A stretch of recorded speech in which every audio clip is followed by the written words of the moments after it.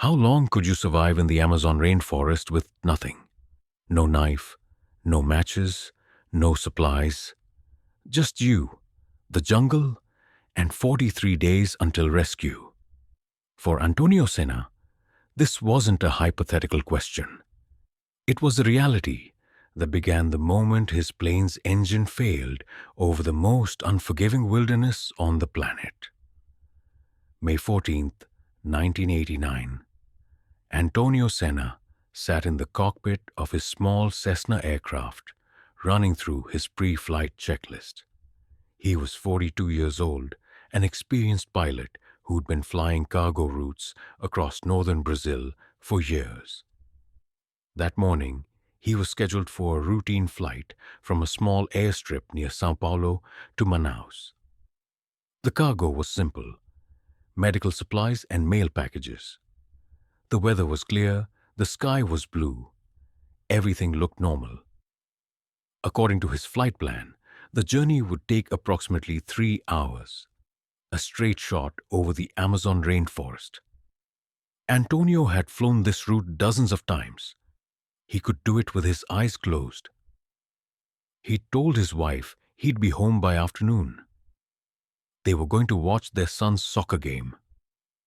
It was supposed to be an ordinary day. 1 hour after takeoff, everything changed. The engine coughed once. Antonio frowned and glanced at his instruments. Fuel levels looked normal. Oil pressure was good. Maybe it was just turbulence. But then the engine coughed again, harder this time. Then it died completely. The propeller stopped. The engine noise cut out. The most terrifying sound a pilot can hear arrived. Silence. Antonio's heart began to race, but his training kicked in. He didn't panic. He tried various procedures to restart the engine. Checked the fuel pump, adjusted the throttle, turned the ignition. Nothing worked. The engine was dead. And now the plane was nothing more than a glider. Not going up, going down. And down was an endless green carpet stretching in every direction. The Amazon rainforest, the world's largest tropical rainforest, covering 5.5 million square kilometers across 9 countries. This wasn't just a place with trees. This was a living ecosystem of millions of species, a labyrinth of waterways, and a place where people disappeared and were never found again. And now Antonio was falling straight into it. He desperately scanned for somewhere to land. A clearing, a river, any flat surface. But there were only trees. Mile after mile of trees, towering 50 meters high, their trunks and branches forming a dense canopy, locked together like a shield. Wherever he tried to land, he was going to hit.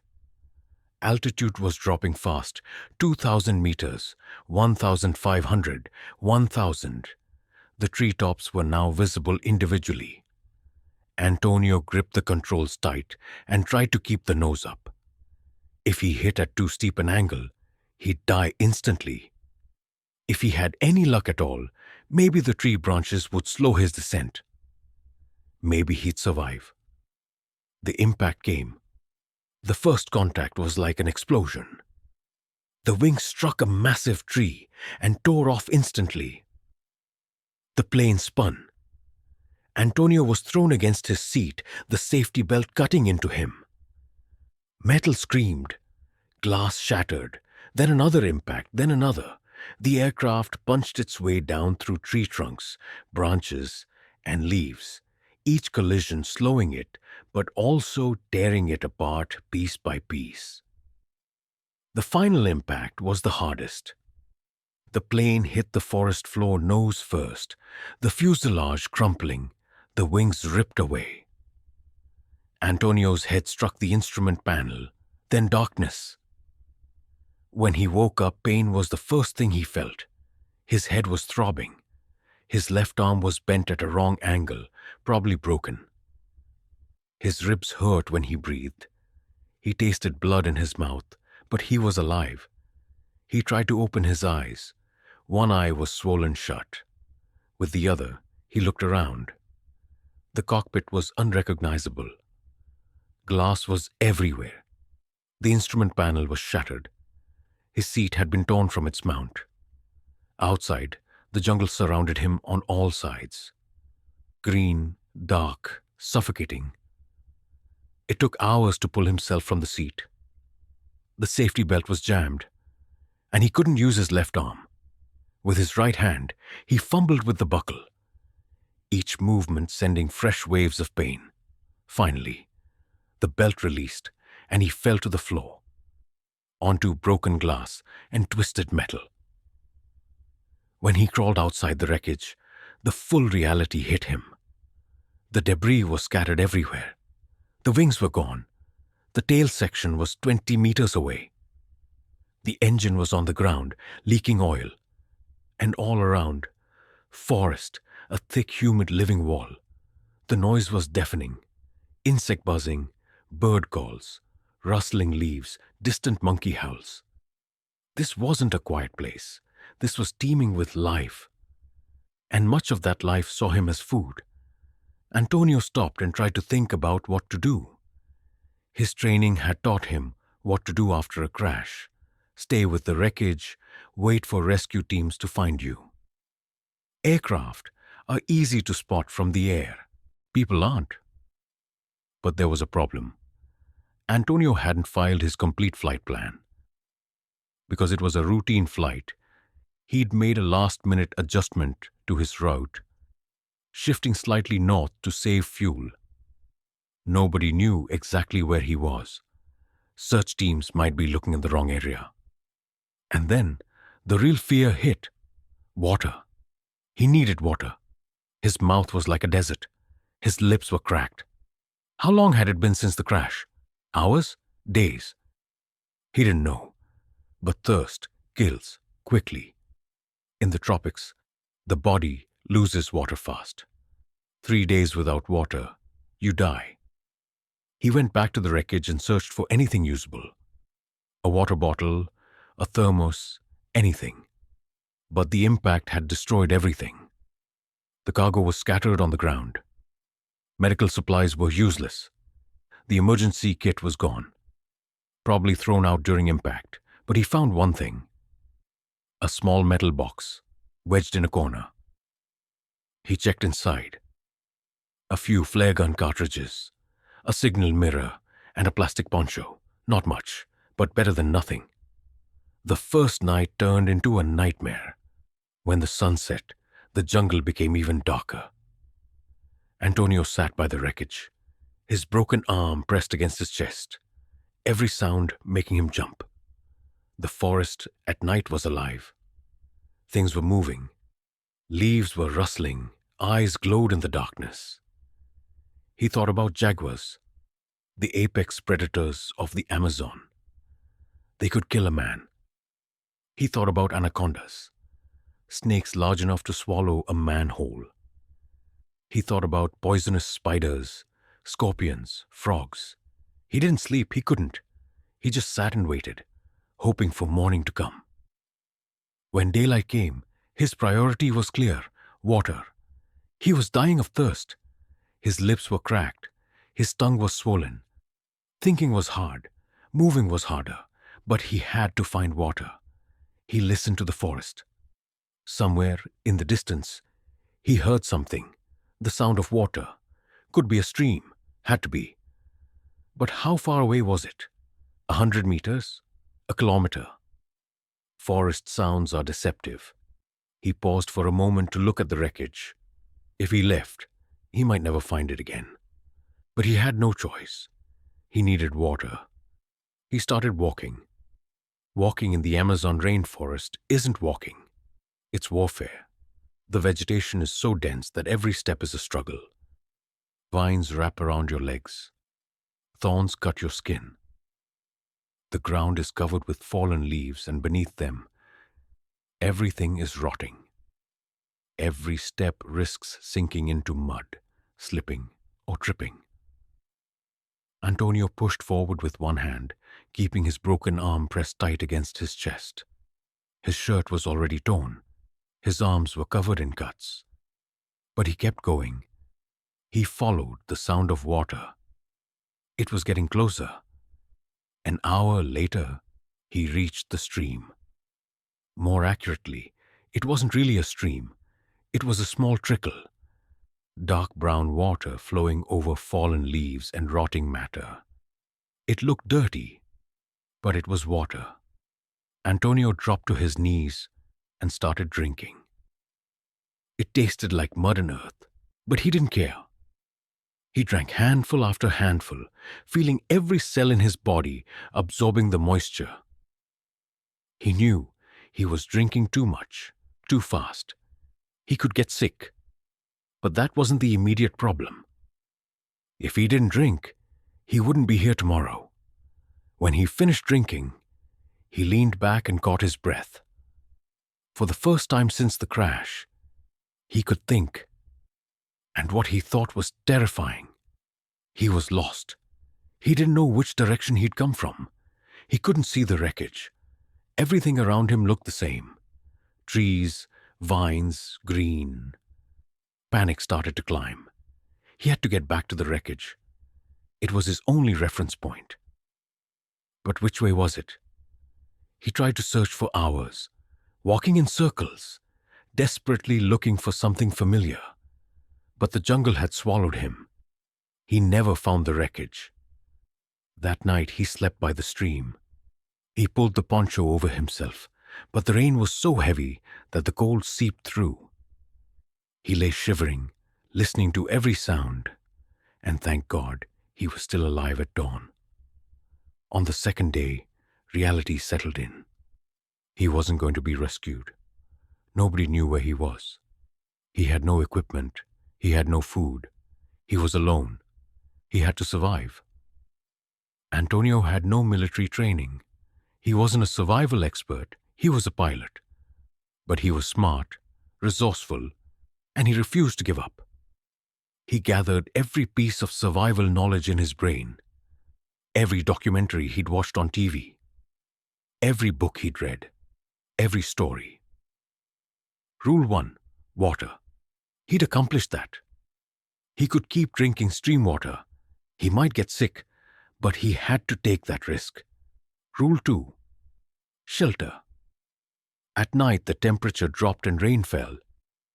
Getting wet meant hypothermia. He could die from hypothermia. Using the poncho, he rigged it between low branches. It was a primitive shelter, but it kept some of the rain off. Every night he curled up underneath it, trying to stay warm. Rule 3. Food. This was the hardest. The forest was full of food, but most of it was poisonous. Eat the wrong fruit, you die within hours. Eat the wrong insect, you get sick. But if you don't eat, you starve to death. Antonio started small. He watched insects. He saw which fruits they ate. He also watched what birds ate. If animals ate it, it was probably safe. The first thing he ate was a type of palm fruit. He'd watched birds consuming it. He took a small bite and waited. He didn't get sick. He ate more. It didn't fill him up, but it took the edge off his hunger. Then he discovered termites. In a log, there were millions of them. His stomach turned, but he knew insects are protein. Survival experts eat them. He grabbed a handful, closed his eyes, and swallowed. It tasted like dirt, but it was food. Days became weeks. Antonio kept walking south, always staying near the stream. Water was his lifeline. If he followed it, maybe it would lead to a village, a settlement, something. Every day was the same. Walk, drink water, find food, build shelter, survive. His body was changing. He was losing weight, rapidly. His ribs protruded through his skin. His face was gaunt. His beard was long and matted. His clothes were torn rags. He was barefoot, his boots having fallen apart miles ago. But worst was the mind, the loneliness. Days would pass in the Amazon without hearing another human voice. He started talking to himself. Out loud, he talked to his wife. his son, to God. Sometimes he thought he saw them. Hallucinations. His mind was playing tricks. One night, he started to lose hope. He was so tired. He was in so much pain. His arm was still healing wrong. Infections were covering his skin. He had a fever. Maybe he should just lie down and close his eyes. Maybe it would be easier for this to end. But then he thought about his son, his little face, his smile. What would he think when his father never came to play? He didn't want to be remembered as a quitter. He had to get up. Day 38. Antonio heard something different. The sound of a motorboat, the rumble of an engine. His heart raced. A boat, that meant people, civilization, rescue. He ran toward the stream, ignoring the pain, his weak legs stumbling. He followed the stream as it opened into a wider river. And there, a few 100 meters away, he saw a small wooden boat. A man was in the boat, casting nets. Antonio started screaming, "Ajuda! Ajuda! Help!" The man didn't hear him. The motor was too loud. Antonio shouted louder, waved his arms, but the boat turned and followed the current, disappearing from view. Antonio wanted to drop to his knees and cry. He'd been so close. Humans, so close. But he was alone again. But something had changed. If there was one boat here, there were more. People used this river. If he kept going, he'd find someone. 5 days later, he did. It was a small fishing camp. A few huts, a fire, with smoke rising, nets drying. Antonio stumbled into the clearing, more skeleton than man, more ghost than human. A woman near the camp saw him and screamed. Men came running, staring in shock. At first, they were afraid to approach him. He looked like a spirit. He shouted in broken Spanish, "Por favor, ayuda, plane, crash." Slowly, they approached him. They gave him water, then food. He ate too fast and vomited. They laid him on a bed. A man ran to the dock, jumping into canoes to call for help. The next day, a rescue helicopter arrived. Antonio was carried inside, strapped to a stretcher, his eyes filled with tears. It was over. He was alive. 43 days. Alone in the Amazon, 6 weeks. No equipment, no food, no hope. But he survived. He was taken to a hospital in Manaus. Doctors were amazed. He'd lost 40 pounds. Infections covered his body. His arm had healed wrong and required surgery, but he was alive. They called him the Miracle Man. Antonio didn't see it as a miracle. It was willpower that kept him alive. The refusal to give up, determination.